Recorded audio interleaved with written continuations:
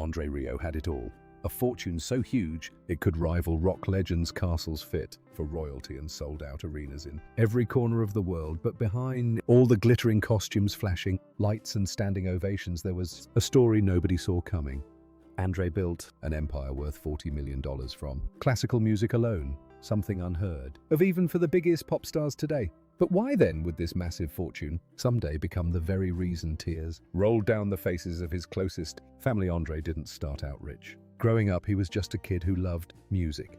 His dad was the conductor of the Rieu Symphony Orchestra, so music was always around him, always part of his life. But Andre knew from early on that he didn't want to sit quietly in a stuffy concert hall. He wanted something bigger, louder, and far more exciting. He wanted crowds to clap, sing, and jump up from their seats, and step by step, Andre built exactly that.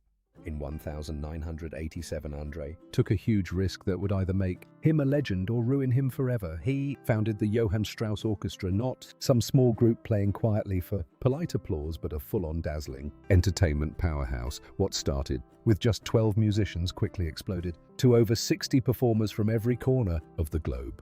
Andre didn't just play classical waltzes. He put on shows packed with everything from Strauss classics to the Macarena. And it worked. Fans loved it. Tickets flew off the shelves, and soon he wasn't just filling theaters. He was packing entire arenas and stadiums worldwide. Money poured in faster than anyone expected. By the early 2000s, Andre wasn't just successful. He was outselling massive acts like AC/DC, Bruce Springsteen, and Coldplay. His shows made millions per night, and his DVDs flew off shelves in every country.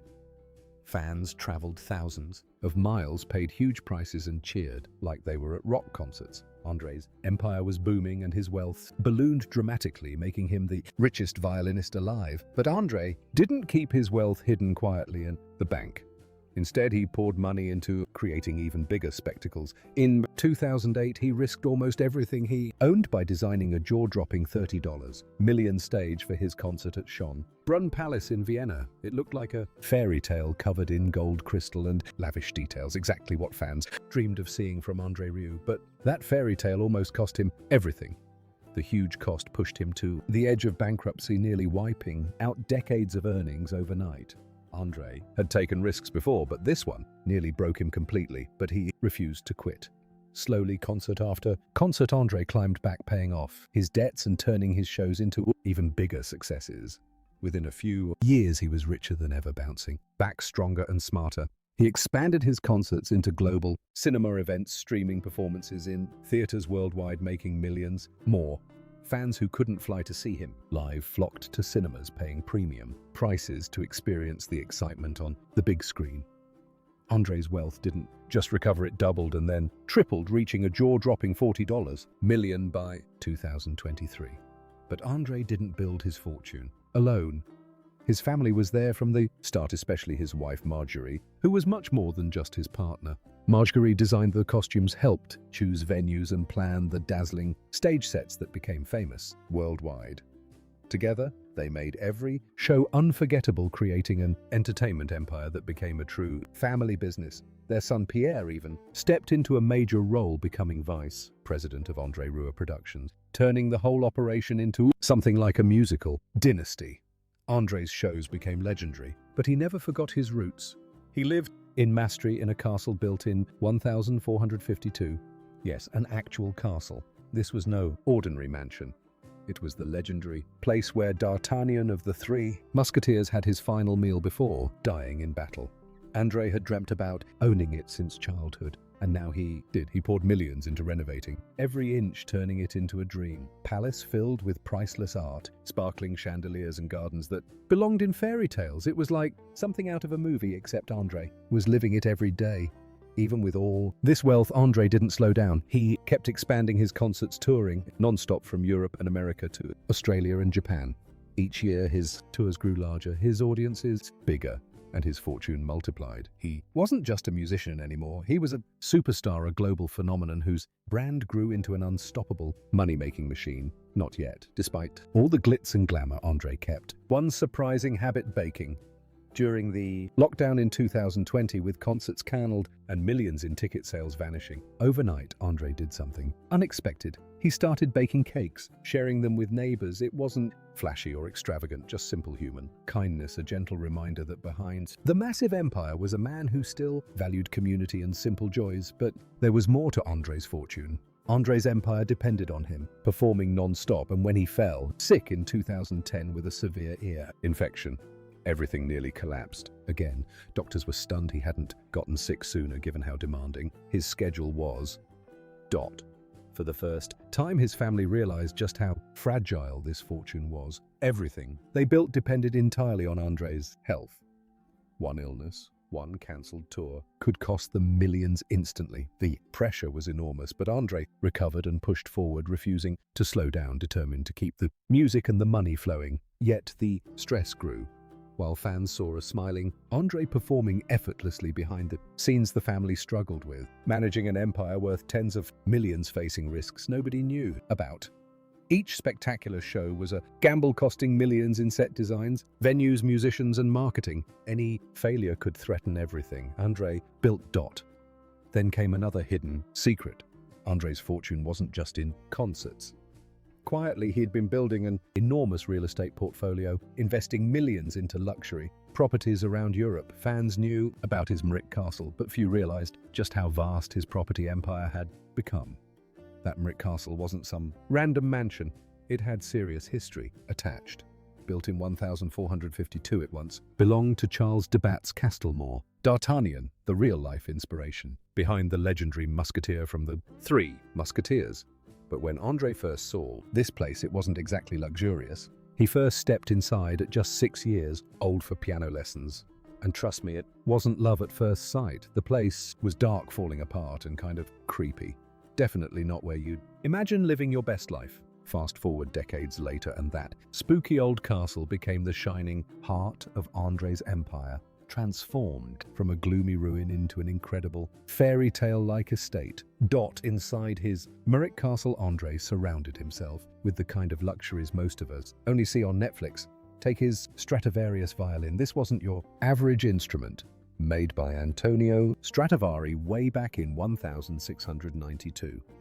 Andre bought it in 2018 for a whopping £7 million, and this was his third Stradivarius.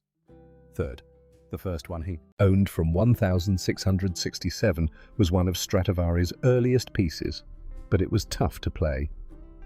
Even so, Andre turned its challenging sound into gold, recording some of his greatest albums with it owning multiple multi-million-dollar violins.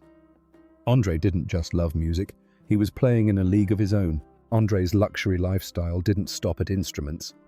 He took control over every single detail of his concerts, even the clothes his orchestra wore. Those gorgeous gowns worn by his female musicians, Andre designed each one personally. Inspired by historical figures like Empress Elizabeth of Austria, these dresses were no joke, costing around £3,000 each. Multiply that by dozens of musicians every tour, and it starts to make sense why Andre once faced bankruptcy over his stage designs. Yeah, bankruptcy. Remember that insane stage set he created for his concerts in Vienna back in 2008? It was a perfect copy of Schönbrunn Palace, complete with fountains, real ice rinks, gold carriages, and dancers in extravagant ballrooms. Sounds epic, right? But epic comes with a price. Andre blew a staggering £34 million building it. He didn't just build one. He built 3 separate sets, touring them around the world, burning through cash at a mind-blowing rate. It was flashy, it was brilliant, but it nearly ended him. Andre ended up sitting down with his bank manager discussing what they could take away to settle the enormous debts. Yet somehow, he survived that crisis and bounced back even stronger. This guy was unstoppable. Or was he? At home, things looked peaceful, comfortable, even normal.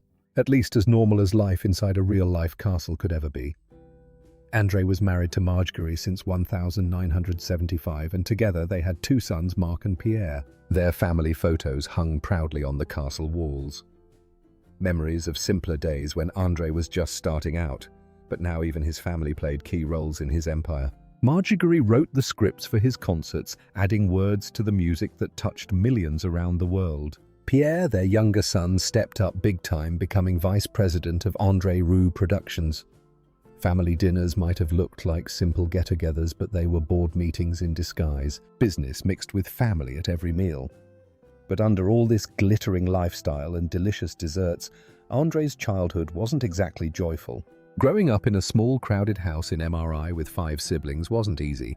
His dad was an orchestra conductor but didn't show him much affection, his mum even tougher. Andre believed they were jealous of his natural talent because within weeks of picking up a violin at 5, he was playing beautifully.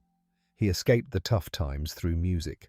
But the scars remained, pushing him constantly toward more success, more approval, more extravagance. That drive to prove himself showed clearly when Andre first started out. Back in 1978, he formed his very first ensemble, just 12 musicians playing weddings and small restaurants. Money was tight. Audiences hardly noticed them, sometimes not even looking up from their dinner. Andre almost quit music completely, even joking about opening a pizza restaurant instead. Imagine Rieu serving pizza Paganini tableside, violin in hand. But luckily for millions of fans worldwide, he stuck with music. In 1987, Andre revamped his group, creating the now famous Jan Strauss Orchestra. He idolized Johann Strauss, the original waltz king, who proved musicians could also be business masterminds. Strauss had 5 orchestras running simultaneously. Andre settled for one massive orchestra, now the largest privately owned orchestra globally. They toured everywhere, from packed stadiums in Europe to sold-out arenas across America and Asia. Andre's success exploded unexpectedly during one unforgettable soccer match in 1995. Ajax was playing Bayern Munich in the Champions League final, and Andre cleverly bought 1 minute of live TV coverage during halftime to showcase his music. Ajax scored just before halftime. Perfect timing. Millions watched Andre perform Shostakovich's Walt Nunu live on TV. The next week, he sold over 200,000 CDs, launching him instantly from local musician to global superstar. One well-timed soccer goal changed everything for him. With success came even bigger dreams. Andre poured millions into making his shows the most spectacular events possible. Fake snow balloon drops, lavish ball gowns. Every show was an over-the-top celebration. He famously insisted on serving real champagne during performances. Even though he didn't drink it himself, just to keep things authentic, fans loved the spectacle. Critics raised eyebrows, but Andre didn't care. He wanted authenticity. No shortcuts, no pretending. Despite all this luxury, Andre kept things relatable. He collected Tintin comics, taught himself Spanish during lockdown by reading crime novels, and still treasured a simple toy truck from his childhood. This truck wasn't just a toy. It was a reminder of simpler days when he and his brother Robert built cars from scrap wood and old wheels. But Andre wasn't just some millionaire collector living in the past. He had his eyes firmly set on the future. With his orchestra bigger than ever now, officially the largest private orchestra on Earth. With 60 musicians plus an army of support staff, Andre had bigger plans, much bigger. He wasn't satisfied with being the world's top classical superstar or selling 40 million albums. He wanted to achieve something no musician had ever done before. Andre wanted to play a concert on the moon. Yeah, you heard that right, the moon? Andre wasn't joking around. He even had a serious chat with billionaire Richard Branson about building a hotel on the lunar surface. Branson, famous for his wild plans, promised to get it done. And Andre, he fully intended to take his massive Jan Strauss orchestra up, their instruments and all, to play the world's first space concert. It sounded crazy until you remembered this was the guy who made classical music outsell Beyoncé and Metallica. If anyone could make a lunar concert happen, it was Andre Rieu. But how did Andre even reach this level of wild success and ambition? Well, unlike most classical groups relying on schools or rich donors, Andre built his orchestra entirely by himself. Back in the late 80s, he had almost nothing, just a wild dream and a handful of musicians who trusted him. Andre took huge risks from day one. With no sponsors or government support, he poured every penny he made from ticket sales and albums right back into the orchestra. Today, running this massive operation cost him at least $1 million every month, without even counting touring expenses. That meant each performance had to sell out and every album had to top charts. Otherwise, the whole thing would collapse overnight. Andre kept about 110 people permanently on his payroll. From musicians to lighting technicians and cooks, plus another 100 freelancers who handled logistics, travel and marketing worldwide. It wasn't just a business. It was a family, his second family, one that traveled together around the globe, setting up and tearing down huge stage sets in arenas from Mexico City to Sydney. Each city required 9 enormous trucks packed with lights, costumes, instruments, props, and equipment. His crew worked non-stop, often building the stage from scratch at 70 a.m., then tearing it down right after the 3-hour show finished around midnight. Every performance felt like magic to the audience, but behind the scenes it was hard, disciplined work. Andre ran a tight ship. No rockstar antics allowed. Forget wild parties. His team traveled with their own chefs to eat healthy meals, and Andre himself took naps before each concert to keep fresh. He knew that one bad show, one tired night could damage his reputation and cost millions. After every concert, Andre insisted on celebrating with his musicians. Not wild champagne parties, just good wine and casual chats. This wasn't just business to Andre, it was his life's passion. This relentless work ethic paid off big time. Andre's album sales were incredible. Even in an era of streaming and digital music, his label Universal Music had been working with him for over 2 decades, and the partnership produced staggering results. In 20 years, Andre sold more than 40 million albums worldwide, numbers usually reserved for pop stars, not violinists. And despite predictions that DVDs were dead, Andre's fans still bought millions of them each year, especially those filmed during his legendary Maastricht summer concerts. He filmed these performances each year, edited them carefully, and fans eagerly snapped them up, proving Andre's belief that his audience always preferred something real they could hold in their hands. Andre wasn't just a great musician. He was a master showman who understood exactly what his fans wanted. He regularly produced themed albums like his famous movie themes collection that included massive hits such as My Heart Will Go On. Andre admitted he rarely composed original music, preferring to take classics people loved and rearrange them, adding his own personal twist. This formula never failed. Each album became a bestseller, fueling his empire and ensuring every musician and crew member got paid on time every month. But success at this scale wasn't easy to maintain. Andre constantly faced enormous pressure to keep filling seats and selling records. Without donors or sponsors, every decision he made carried huge risks. He couldn't afford to slow down even during a global pandemic. When concerts stopped, Andre switched gears, baking cakes for his neighbors and community, keeping his spirits high and staying connected. He used the downtime to plan even bigger projects like his ambitious movie screening, celebrating his 75th birthday in 2025. Titled The Dream Continues. The event showcased never-before-seen performances from Andre's global tours played in cinemas worldwide. This was a grand celebration of his life's incredible journey. From a kid dreaming in Rieu to a global icon adored by millions.